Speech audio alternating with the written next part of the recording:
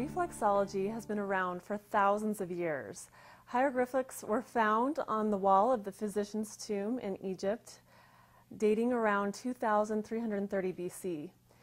And reflexology was even used in China, India, and Inca civilizations. And it wasn't until about 1930 when Dr. William Fitzgerald, he was an ENT from America, he discovered the Chinese method of healing and he brought it to the Americas.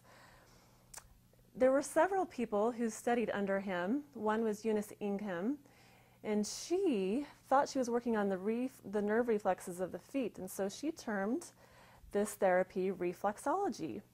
And she also wrote a book in the 1930s, 1940s called The Stories That the Feet Tell.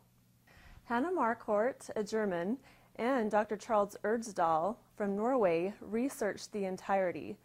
And it was Dr. Erdsdahl that felt that the entirety was most important, working all the body systems together. And it is through his research and through his findings that we, through our technique, use footzone therapy. What is the difference between reflexology and footzone therapy? Dr. Erdsdahl believed that all the body systems work together. For instance, if one system is out of balance, like the digestive system, then another system would be negatively affected. Thus, Dr. Erdsdahl's technique works all the body systems, whereas reflexology focuses on just a few points of the foot.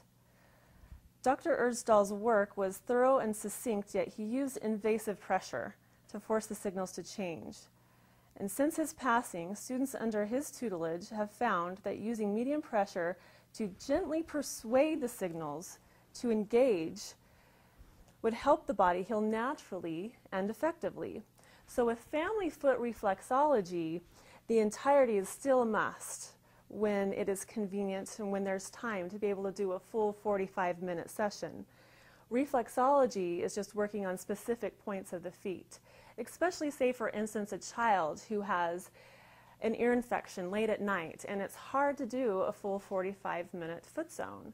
So that is when we use reflexology and we work just specific points of the foot and then send that child back to bed. Whereas the next morning when the child wakes up, you can do a full 45-minute zone to help work all the body systems together and to accelerate that healing.